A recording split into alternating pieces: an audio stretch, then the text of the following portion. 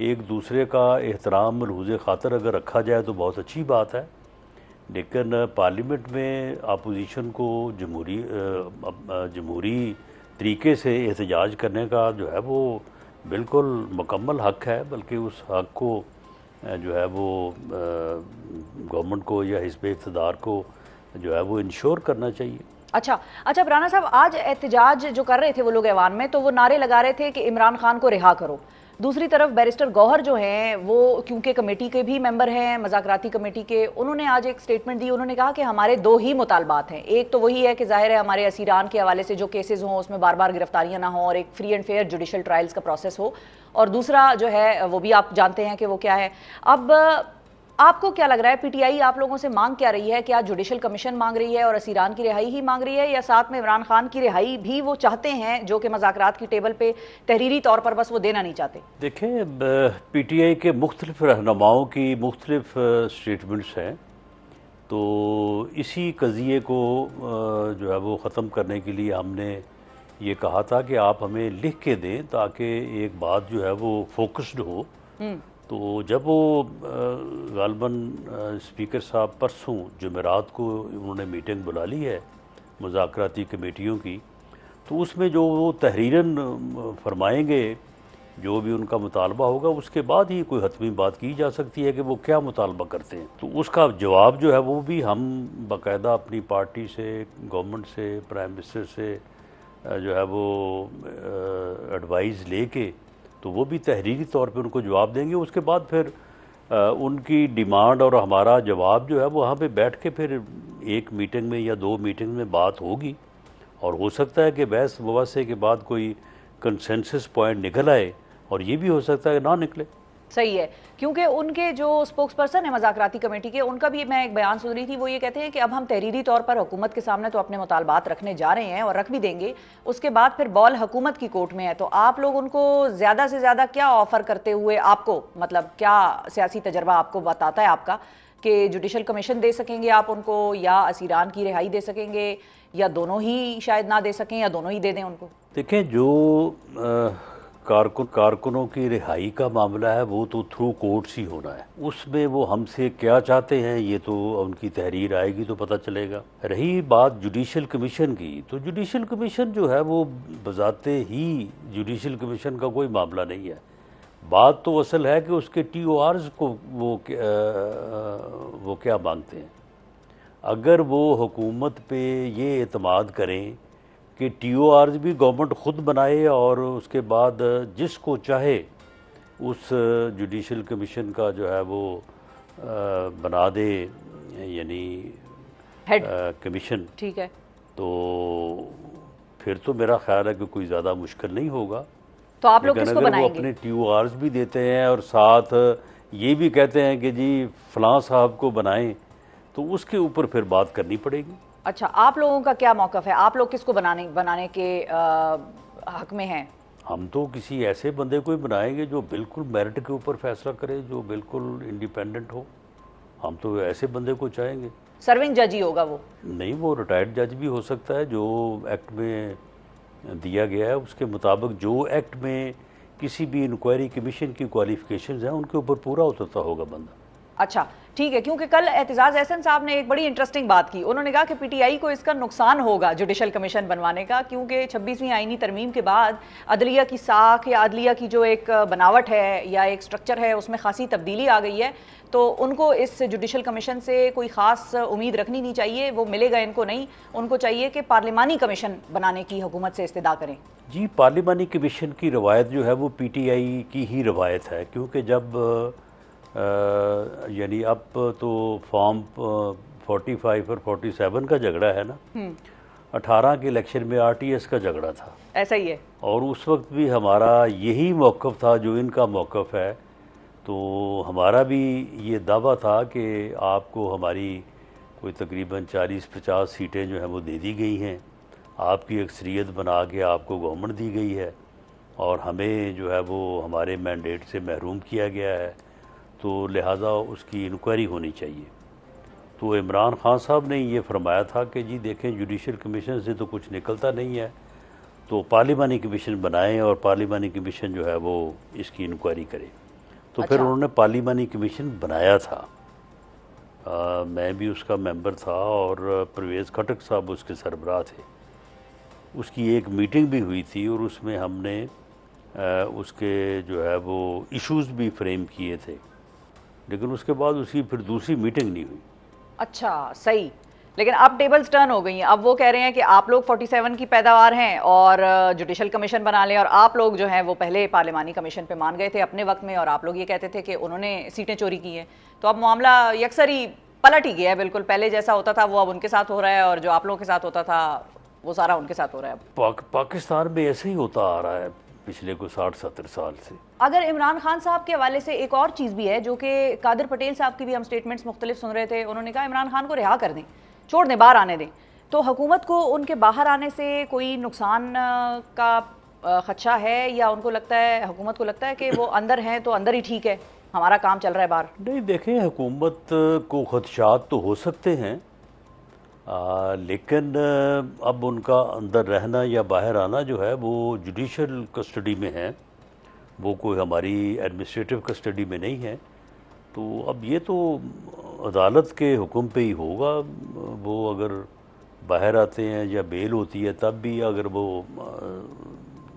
Judicial custody में रहते हैं तो इसमें हुकूमत जो है वो अपने तौर पे तो कोई फ़ैसला नहीं कर सकती। ठीक है, यानी कि अच्छा, तो फिर वो जो बात हो रही है हाउस अरेस्ट वाली, वो फिर फैसला कौन करेगा? किस बात का फैसला? हाउस अरेस्ट का, कि बनीगाला शिफ्ट करने का ऑफर है, और ये जो सारी कहानी एक चल रही थी पिछले कुछ दिनों से। नहीं, वो भी शिफ्ट अदालत ही कर सकती है। यानी अगर बानी पीटीआई या इमरान खान साहब हाई कोर्ट में जाएं अपने किसी इशू के ऊपर कि जी मेरी सेहत ठीक नहीं है, मियां नवाज शरीफ साहब जो है वो अदालत में गए थे, अदालत में जाके उन्होंने अपनी बीमारी से मतलब जो है वो पिटीशन दायर की थी, आपके इल्म में होगा। लेकिन अब अच्छा, जो डीबी ठीक है, हाँ, बिल्कुल, डबल बेंच जो है लाहौर हाई कोर्ट का, तो उन्होंने उन्हें अलाउ किया था। तो ठीक। अगर इमरान खान साहब को कोई ऐसी सूरत हाल दरपेश है तो वो बड़े शौक़ से जब चाहें वो जाएं अच्छा। अदालत पे, और अगर अदालत हुक्म कर देगी हुकूमत को तो अदालत के हुक्म की तामील होगी। लेकिन वो जो बात हो रही है वो तो ये कह रहे हैं कि मुझे ये डील ऑफर हुई हुई थी, और मोहसिन नकवी का भी इस हवाले से नाम आ रहा है। उनकी तो तबीयत के हवाले से कोई ऐसी इतलात नहीं है कि उनकी तबीयत ख़राब है जिसकी वजह से उनको बनीगाला शिफ्ट कर दें। वो तो कहते हैं मुझे बाकायदा डील ऑफर हुई थी। बहरहाल ये वही बेहतर जानते हैं कि उनको डील ऑफर हुई है गवर्नमेंट की तरफ से। टू माई इन्फॉर्मेशन उन्हें कभी ऐसी कोई डील जो है वो नहीं ऑफ़र की गई। मोहसिन नकवी साहब जो हैं वो अगर उन्होंने बात की है तो हो सकता है कि उन्होंने फिर अपनी सही है, बुनियाद पे बात कर दी हो। बाज़ औक़ात जो है वो किसी को चेक करने के लिए भी बात की जाती है। अच्छा, अंदाजे लगा रहे हैं। ये तो आपने बड़ा हमें लुकमा दे दिया है। अब हम सोच रहे हैं कि इस पे हम आपसे क्या बात आगे करें कि चेक करने के लिए ये इंटरेस्टिंग चीज़ है जो आपने कही है। अच्छा राना साहब, ये बताएं कि अब 190 मिलियन पाउंड के, ऐसा हो जाता है। अच्छा, चेक करने के लिए, इमरान खान को चेक करने के लिए भी हो सकता है उन्होंने ऑफर दी हो 190 मिलियन नहीं, पाउंड ये मैं अंदाज़ा लगा रहा हूँ। जी, अंदाजे, हाँ। सही बात जो है वो मोहसिन नकवी साहब ही बता सकते हैं, मैं तो अंदाजे से बात कर रहा हूँ। ठीक है, जी हम समझ गए। अच्छा, 190 मिलियन पाउंड केस का फैसला वैसे फंसा हुआ है, 3 दफ़ा वो आगे चली गई है तारीख, उसकी सुनाया नहीं गया। आपको क्या लगता है कि 190 मिलियन पाउंड केस के फैसले में अगर उन हो जाती है तो आप उनको या आपकी हुकूमत या आपकी जमात उनको माली तौर पर एक करप्ट इंसान समझेंगे? नहीं, देखें, बात ये है कि ये जो 190 मिलियन पाउंड जो कि 70 अरब रुपया बनता है, ये मेरा ख्याल है कि ये इमरान खान साहब से ये गलती हो गई है। अच्छा, इसमें वो ये नहीं क्लेम कर सकते कि ये मैंने नहीं किया, ये गलत हुआ है। और इसमें बाकायदा एक बंदे को माली फ़ायदा 60 से 70 अरब का पहुंचाया गया, और फिर उसी से जो है वो 10 अरब रुपए, ये टोटल बनता है को 8 अरब रुपए की ये यहाँ पाकिस्तान में जो है वो ज़मीन है, और वो बिल्डिंग जो कंस्ट्रक्शन हुई यूनिवर्सिटी की, और कोई 2 अरब रुपए वो एक शहजाद अकबर साहब हुआ करते थे, अच्छा, वो उन्होंने लंदन वसूल करके लंदन ही जमा करवा दिया, और अब वो वहाँ पे ऐश कर रहे हैं वो। ठीक है। तो ये जो है ये बिल्कुल, इसमें तो कोई दूसरी राय ही नहीं है। अच्छा, तो ठीक ये है, तो हुआ है। सही है, ये तो हुआ है। अब तो इसमें जो है, इसमें और ये साबित है, और ये साबित भी है। देखें, बात ये है कि आप अगर इस तरह से नाजायज़ पैसा लेके इकट्ठा करके आप उसकी मस्जिद बना दें, किसी को हज करवा दें, किसी को उम्रा करवा दें, या किसी की पढ़ाई फीस अदा कर दें, ठीक है, इससे वो जो करप्शन है वो अपनी जगह पे बरकरार रहती है। ठीक है, यानी कि आपके मानने और आप कह रहे हैं कि साबित हुआ है कि करप्शन हुई है। लेकिन राणा साहब, इस फैसले के ऊपर नहीं, इससे इनकार ही नहीं कर सकते, इससे इनकार नहीं कर सकते, उनका इनकार भी नहीं है। वो ये नहीं कहते कि ये नहीं हुआ, वो सिर्फ ये कहते हैं कि जी हम बेनिफिशरी नहीं है। हाँ जी। ओ भाई, ये जो ट्रस्ट है, ये ट्रस्ट आप ही के नाम है, आपके अलावा कोई बंदा ही नहीं है उस ट्रस्ट में, और उस ट्रस्ट में आपको उतना ही इख्तियार है जितना कि आप किसी को अपने वालिद साहब की प्रॉपर्टी जो उसे विरासत में मिलती है उसमें इख्तियार है। तो फिर फ़र्क क्या हुआ जी? ठीक है, लेकिन राणा साहब, क्या इस केस के फैसले में भी आगे ऐसे पॉइंट्स तो नहीं उठेंगे जिस तरह से कि आप लोग भी इसके विक्टिम रहे हैं कि जब नवाज शरीफ साहब को ओहदे से बरतरफ किया तो नवाज शरीफ साहब भी ये बात करते थे कि उनको बेटे से तनख्वाह ना लेने पर सजा दी गई है और ओहदे से हटाया गया है। तो कल को इमरान खान साहब भी आकर यही बात करेंगे कि मुझे मुल्क में 190 मिलियन पाउंड लाने पर सजा दी गई है, जिसका मुनाफा भी हुकूमत पाकिस्तान के खाते में जाता रहा है। नहीं, वो आया ही नहीं है पाकिस्तान, वो आना चाहिए था पाकिस्तान, वो आया नहीं है।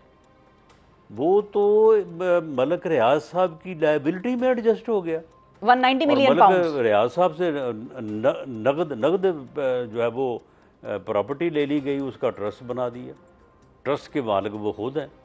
तो सुप्रीम कोर्ट के अकाउंट में जमा नहीं हुए क्या राणा साहब 190 मिलियन पाउंड?